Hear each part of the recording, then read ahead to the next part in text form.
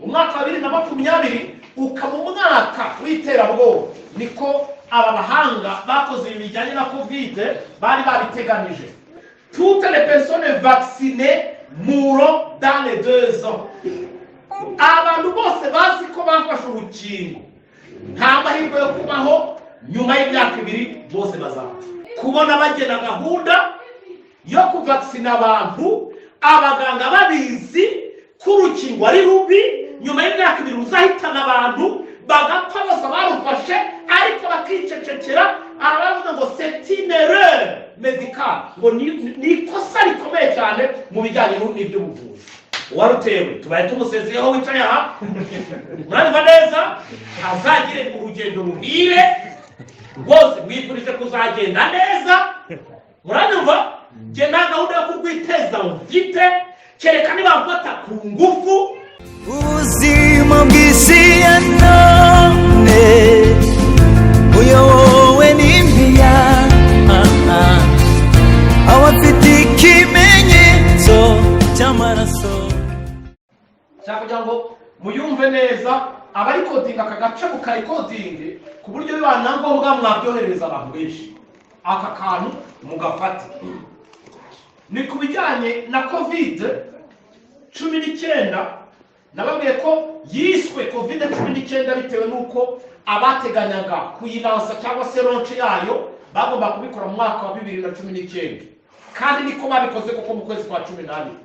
Umwaka wa 2020 ukaba umwaka w'iterabwoba, niko aba bahanga bakoze ibijyanye na covid bari babiteganije. Abantu bagume mu rugo, abantu bapfuka umunwa mu kugenda bahana intera, akazi gahagarare, ibibuga by'indege bifungwe, muri bwo byumve. Kandi ugeze kwa muganga nta muntu wemerewe kumurwaza wo mu muryango we, kandi n'upfasize covid abantu abajya kumushyingura baba baganga, najya no gushingurwa ntagire umwe.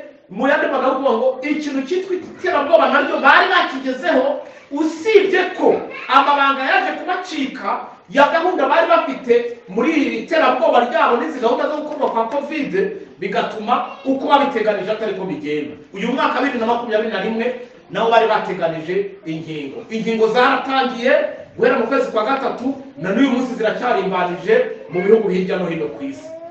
Mwumve uyu mugabo bita Luc Montagnier w'Umufaransa wahawe igihembo cya Prix Nobel, amagambo yasohoye arabatangaza cyane.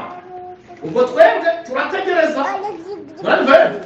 turategereza ibyo ubyumva ubushakashatsi bwabo n'aba bascientifique bo muri Afurika no kubona nduzo bo mu Burayi, ibyo bagezeho tuzarebe ko ibyo bavuga kuko bishobora kuzabaho.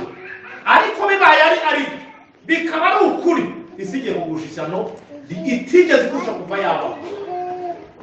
Yavuze mu kirere baranditse ngo aya magambo ushobora no kuyabona kuri ku rubuga rwa www.lifesitenews.com. Haravuze ngo toutes les personnes vaccinées mourront dans les 2 ans. Abantu bose bazi ko bafashe urukingo nta mahirwe yo kubaho nyuma y'imyaka 2 bose bazapfa. Muri aya magambo ngo ngwiki ko mucecetse, abantu bafashe iki ingingo nyuma y'imyaka 2 bazagenda bati navuga ati twe ntitwabihamya, reka duceceke turebe, dutegereze amagereza n'abavuga ngo wait and see, tegereza uzarebe. Urimo kubyumva? Baravuze ngo le prix Nobel Luc Montagnier a confirmé qu'il n'y a aucune chance de survie pour les personnes ayant reçu une forme quelconque de vaccin. Ngo uyu muntu wahawe igihembo mpuzamahanga cya Prix Nobel yemeje ko nta mahirwe na makeya azabonwa n'abantu babonye urukingo. Arongera ngo dans cette interview choquante, ngo muri iyo interview bamuhaye ikomeye cyane asobanura ibyo bintu, le plus grand virologue du monde a déclaré sans embargo il n'y a aucun espoir ni aucun traitement possible pour ceux qui ont déjà été vaccinés. Ngo uyu muhanga ukomeye cyane w'umuscientifique mu bantu ba mbere isi yemera, yaravuze ati, mwumve neza, yaravuze ati muri iyo interview ye, nta mahirwe nta n'icyakorwa ku bantu bamaze gufata urukingo. Urumva, ntacyo twagarura, nta mahirwe ubwo bafite, nta n'icyakorwa ku bantu bamaze gufata ikira, ku bantu bamaze gufata iki. Numva ibi bintu mutarimo kubyumva neza, reka nkomeze mwumve. Le génie scientifique, nguyu muhanga, umuntu uza mu bya science scientifique, a soutenu les affirmations d'autres éminents virologues après avoir étudié les composants du vaccin. Ngo yemeje ibyemejwe n'abahanga bagenzi be nyuma y'uko bari bamaze kwiga iby'uru rukingo, iby'izi nkingo barimo kugenda batera abantu. Barakomeza ngo ils mourront tous d'un renforcement dépendant des anticorps. On ne peut rien dire de plus. Bazapfa nta kabuza. Mwumve bagabo. Ngo iki? Bazapfa nta kabuza.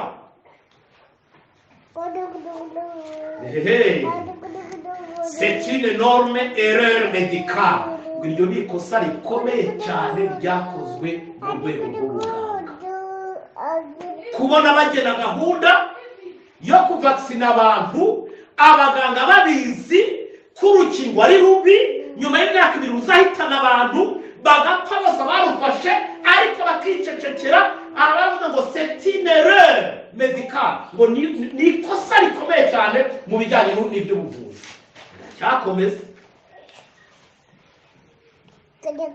C'est aussi une erreur scientifique, aussi bien qu'une erreur médicale. Abashakashatsi babita abascientifique, abo bakoze ubwo bushakashatsi, ni ikosa nabo bakoze, nubwo ari ikosa no mu rwego rw'ubuganga, bigaragara ko bafatanije icyo kintu, bafatanije icyo cyabo. C'est une erreur inacceptable, a déclaré Montagnier dans une interview traduite et publiée par la fondation Rail USA hier. We yabitanze anabisobanura mu rwego mpuzamahanga muri iki kinyamakuru, arabivuga neza, aba ngo ni ikosa ryakozwe. Hepfo ya les livres d'histoire le montreront, car c'est la vaccination qui crée des variantes. Iyo uvuze ibintu bya variante mu bijyanye n'iby'imibare, ni ibintu bitari ku murongo umwe. Hano batubwira ngo ibitabo by'amateka bizabyandika, noneho bizerekana iki kintu.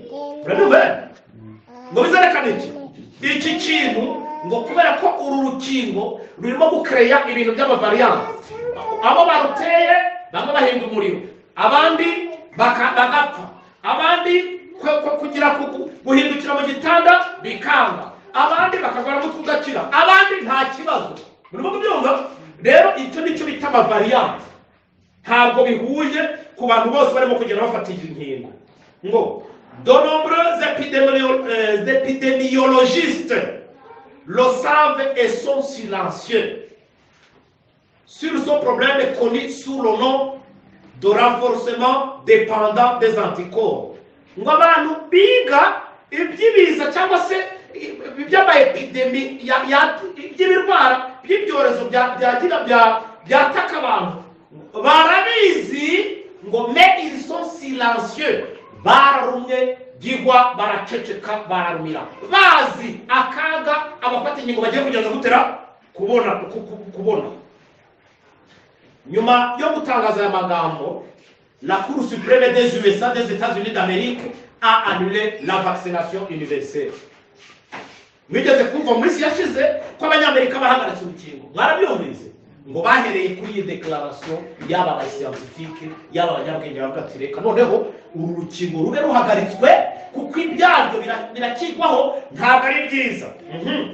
Dans cette cour, Bill Gates baramuhamagaye, ariko igitangaje muri uru rukiko yananiwe gusobanura ibijyanye n'inkingo zimaze imyaka isaga 30 bazana zigatera ibyo bibazo n'izi ngorane, ariko cyane bagamije kugira ngo bambaze kuri ibi bijyanye n'ibya Covid.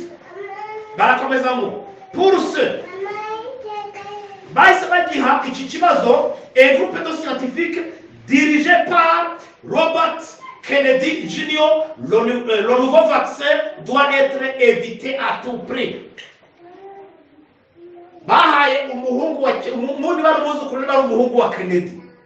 Baravuga ati noneho wowe kuko uri muri Sena ya Amerika ukaba uri umuhanga niwe duhaye kugira ngo ukurikirane iby'uru rukingo. Yanzu yavuga ngo le nouveau vaccin Covid doit être évité à tout prix. Ngo ikintu kijyanye n'uru rukingo rwa Covid rugomba kurekwa mu maguru mashya kandi byihutirwa. Ndikomereza. Des dommages causés par la vaccination seront génétiquement irréversibles. Uru rukingo ingaruka ruzagira harimo n'izindi ni ibidashidikanywaho uko bivuzwe niko bizagenda. Vaccination, arme de génocide du 21e siècle.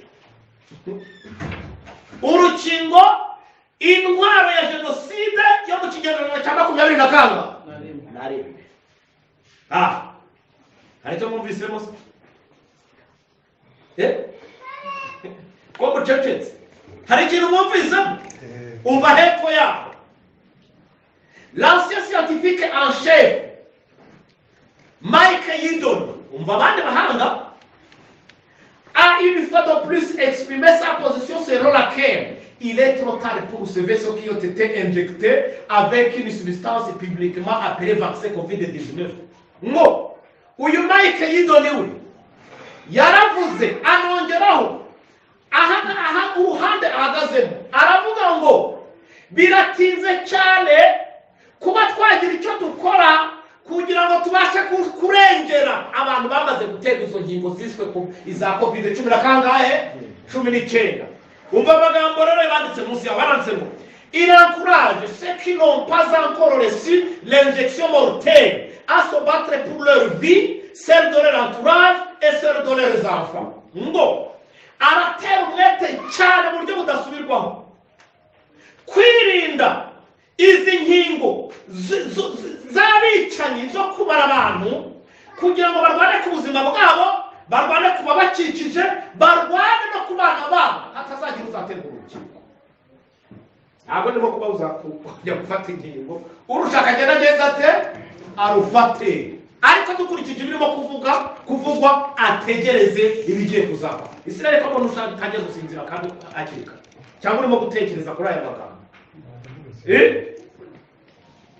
Hano baragenda batanga amaporcentage y'abantu bamaze gupfa bazize iby'izi nkingo. Si ngombwa ko nabijyaho, rero ni ngombwa ko nababwiye nti mu bintu tugiye kujya dukora no kujya dukurikirana amakuru uko ibintu bimeze cyangwa se aho bigeze. Aka kantu kubibashobokeye mukoherereza abantu mukoherereza abantu babimenye, murandumva neza, murandumva nibura abarutewe, nibura bishakira Imana bigishoboka kwibonwa, murandumva ubugingo bwabo babe babubikije mu maraso ya Yesu, hahirwa bapfira muri ariko ibyo abahanga bavuze nkuko n'ubundi babisohoye bitaraza bakabivuga, ariko ubundi wa mugani w'abaganga batuye ku isi, niba hari ikibazo cy'uburwayi ababishishikariza bakagombye kuba leta cyangwa n'abaganga. Nimusubize none ni za leta zirimo gushishikariza abantu kugeza gutera kwikingira. Urwo rukundo n'urukundo rwo leta zirarwana ku nyungu z'amafaranga, abaganga baracecetse. Hano nzo kubasomera andi magambo aravuga abaganga bo muri Afurika ni ibicucu n'ibigoryi ku buryo bemeye gufata amafaranga ariko bagafunga umunwa ku bibazo bikomeye babona abaturage bagiye guhura nabyo byo gupfa bazize inkingo, ariko bakaba baricecekeye. Ariho bayira ngo setine rero medika nibyo koko. Ubwo rero dutegereze warutewe tubaye tumusezeho wicaye aha, murandumva neza, hazagire urugendo ruhire rwose, mwifurije kuzagenda neza, murandumva. Nge nta gahunda yo kurwiteza mfite kereka niba mfata ku ngufu, murumva neza, murandumva, kuko hano tugiye kwerekera ntuzemera kugenda mu muhanda w'abantu utaramutewe, akazi uzakavaho, nta business uzakora. tujya dutinya. Bibiliya ivuga ngo ntabwo bamezemera kugura no kugurisha no gutunda kereka badafite abafite ikimenyetso. Iki rero numvise harimo abatera urwenya ngo urukingo ngo ntabwo ruri ngo mu bintu ngo by'intuza ngo by'ikimenyetso. None se abantu bazabura babuzwa kugura no gutunda no kugurisha no bavanwa no mu kazi kubera ihema. Bajya babanza bamenye iyi ni gahunda ya Roma, muranyumva neza, igamije ikintu gikomeye cyo gushyira abantu hamwe kugira ngo Imana isibangane mu bantu, kuko bazasigara bagengwa n'ububasha n'ubushobozi bw'ikoranabuhanga aho kugira ngo abantu basigara bagengwa n'Imana. Ngaho rero niyo abantu batazemererwa kugura no gutunda no kugurisha, abacuruza ducuruze, abakora dukore, abakora n'imirimo tuyikore, ariko nukomeza kwegera Imana cyane ibyo ubirimo iminsi ingana iki. Ujya impaka azajya impaka. Ikintu kimbabaza ni uko umuntu usanga ajya impaka no gushyigikira ibitekerezo bye bipfuye, afite n'utuntu tw'amasomo tuzajya tumushyigikira atitaye ku makuru arimo kugenda yumva n'aho isi irimo kugenda igana. Gusa abategetsi bari muri iyi si baraduhemukiye, nta kindi. Baraduhemukiye, nicyo giza kigaragaza neza ko ari abakozi ba Satani nyirizina.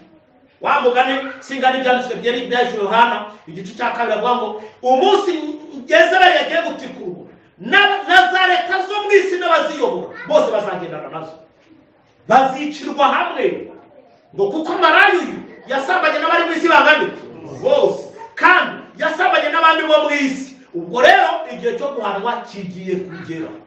Rero sinzi niba ari umugore kimuzamfashe, bishobora kuba ari ubwenge buke, ariko ndabona iyi si turimo kwirukamo irimo iminsi yayo ibarirwa ku mitwe y'intoki, kandi abantu barimo kubireba. Kuko hirya yo kubuzwa kugura no kugurisha, muranyumva bizinjiranamo ijwi rirenga risimbura n'ibyago 7 Yesu ahita ageza haza. None muri iki gihe gisigara iki? Nazo nkurikirana mu bihugu by'i Burayi cyane no mu bihugu bya Aziya bimwe na bimwe, abantu bava ngo mu kazi, abantu batemerewe kugira ibyo bakora, abantu batemerewe kujya mu ntuza, abantu batemerewe gukora ibi. Ndavuga nayo gusubundi ubu abantu batuye ku isi barimo kubona ko Bibiliya ubuhanuzi burimo gusohora umurongo ku murongo. Agace ka Mozambique ejo bundi baretse kugenda bakubita igufuri ku isantere imwe kunuza kunuza ingufuri ku mashopu, batuzarisubiramo. Ariko witeje iki? Urukingo amamoto barakumakuma, baragenda kuri polisi bazishyira tuzajya uyihavana, ariko nibura bafashe urukingo rwa kangahe? Rwa mbere. Kandi abafashe urwa mbere namwe mwitegure kwakira urwa kabiri. N'ibiri mu bantu b'abahanga bavuze ariko bizagenda. Umva, ni jenoside planétaire koko. Ni jenoside irengeje izindi yo muri 21e siècle yo mu kinyejana cya 21. Tugiye kubona abantu bakindagurika mu buryo batigeze bapfa ku isi. Kandi tuniga bwa mbere impamvu y'ikorwa rya Covid, muranyumva rero twabonye ko ari ukugira ngo bagabanye abaturage batuye he, batuye ku isi. None ibintu bigiye kwiko. Ntabwo rero ufite yaba ari mu Rwanda, yaba ari muri Amerika, yaba ari ahandi bamaze kurufata, turagendana ubu mubwira uti mbaye gusezeho by'agatekano. Kwaheri wagiye kiza ubugingo bwawe. Kandi muri seke ubwo murumva ko ibyo binatari.